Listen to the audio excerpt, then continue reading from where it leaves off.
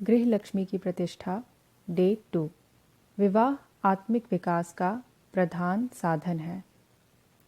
हिंदू धर्म में जिन षोडश संस्कारों का विधान है, उनका ध्येय मनुष्य को पशुत्व से देवत्व की ओर उन्मुख करना है।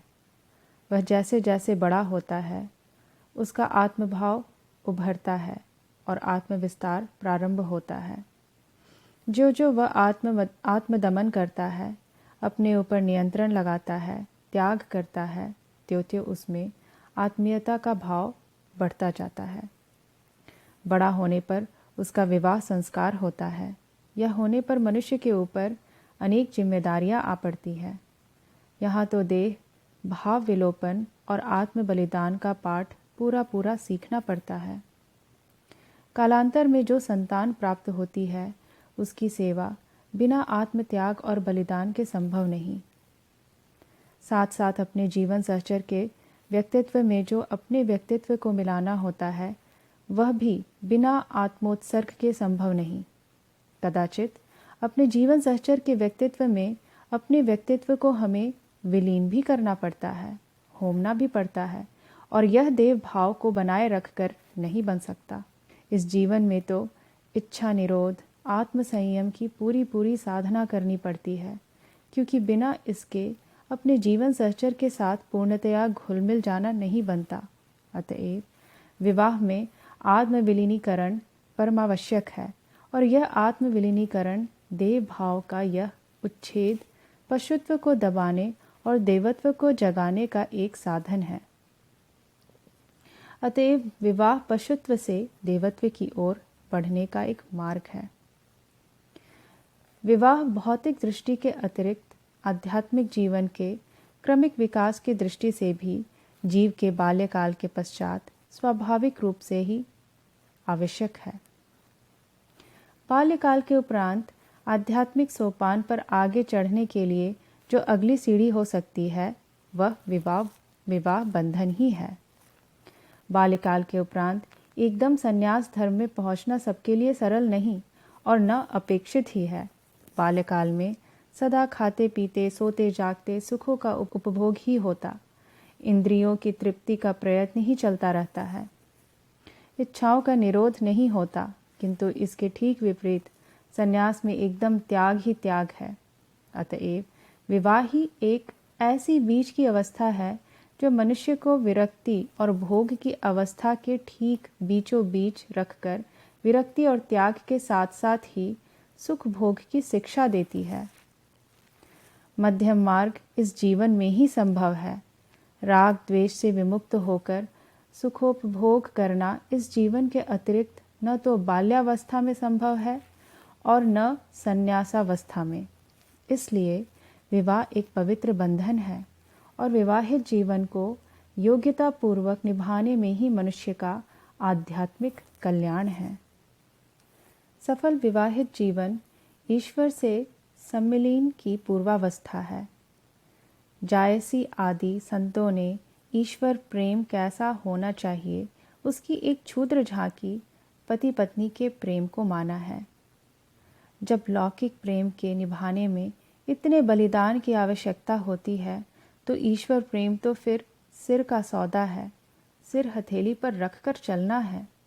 अतएव लौकिक प्रेम ही ईश्वर से सामीप्य लाभ करने का मार्ग प्रशस्त करता है। तैत्तिरीय उपनिषद में तो प्रजातंतु मां व्यवच्छेदसी ही ऐसा उपदेश है। अतएव जहाँ पवित्र जीवन है, वहाँ पाप में उत्पत्ति कहाँ से हो सकती है।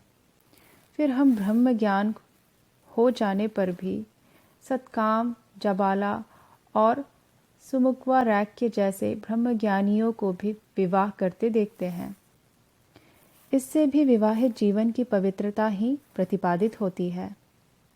केवल आत्म संयम का होना न होना ही विवाहित जीवन को पवित्र या अपवित्र बना देता है। पुनश्च भगवान कृष्ण ने भी तो कहा है, धर्म विरुद्धो भूतेषु कामोस्मि भरतशर्भ, अर्थात प्राणियों में स्थित अविरुद्ध काम हो।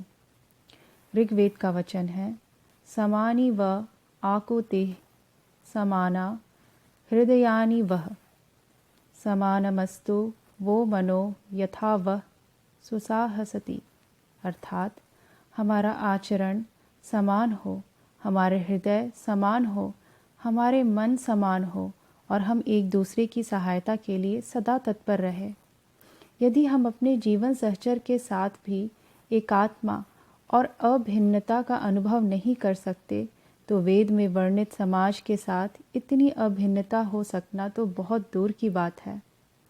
इस दृष्टि से भी विचार करें तो विवाह बंधन उत्कृष्ट सामाजिक तथा आध्यात्मिक जीवन यापन करने के लिए उत्तम शिक्षण स्थल है। विवाह आध्यात्मिक विकास के लिए सुअवसर प्रदान करता है। विवाह जीवन बहुतों के लिए दुखमय प्रतीत होता है, किंतु इसका कारण केवल आत्मसंयम और पुरुषार्थ की कमी है। कठिनाइयाँ केवल हमारी चरित्रगत तथा पुरुषार्थ संबंधी न्यूनताओं की ओर ही संकेत करती है और मानो हमें उन पर विजय प्राप्त करने के लिए उद्बोधित करती है। जो लोग पलायन मनोवृत्ति लेकर विवाह बंधन से बच निकलते हैं वे दुख और कठिनाइयों से भी भले ही बच निकले, किंतु कठिनाइयों से बच निकलना ही जीवन का लक्ष्य नहीं है। इससे उद्देश्य की सिद्धि नहीं होती। जीवन का लक्ष्य है अपनी आत्मशक्ति बढ़ाना और अपनी उन चरित्रगत तथा पुरुषार्थ संबंधी न्यूनताओं को दूर करना जो कठिनाइयों का जन्म देती है और जिनके रहते हुए कठिनाइयाँ प्रतीत होती है। विवाहित जीवन की उपेक्षा कर तथा अपनी चरित्रगत न्यूनताओं के ज्ञान से अपरिचित रहकर पूर्ण आनंद भोगने का दावा करना भ्रम मात्र है। पूर्ण आनंद तो पूर्णतया पुरुषार्थी और दोष मुक्त होने पर ही प्राप्त हो सकता है। विवाह पुरुषार्थी और पूर्णतया दोष मुक्त होने का बढ़िया साधन है। अतएव जिनके जीवन में कोई दोष नहीं और जो पूर्ण पुरुषार्थी है, केवल वे ही इस बीच की सीढ़ी विवाहित जीवन की उपेक्षा करने के लिए के अधिकारी हैं, क्योंकि उनको विवाहित जीवन फल आत्मविजय पहले प्राप्त ही रहता है। मनुष्य ने अपने विकास काल में जिस सर्वोत्तम तत्व को विकसित किया है वह माता पिता का हृदय ही है। इसमें जिस सुकोमलता का निवास है वह मनुष्य को देवोपम बना सकती है। इसी के कारण मनुष्य इस हिंसक विश्व में सर्वोपरि सुशोभित हो रहा है। इस प्रेममयी हृदय की प्राप्ति के लिए विवाह के द्वार को उन्मुक्त करता है।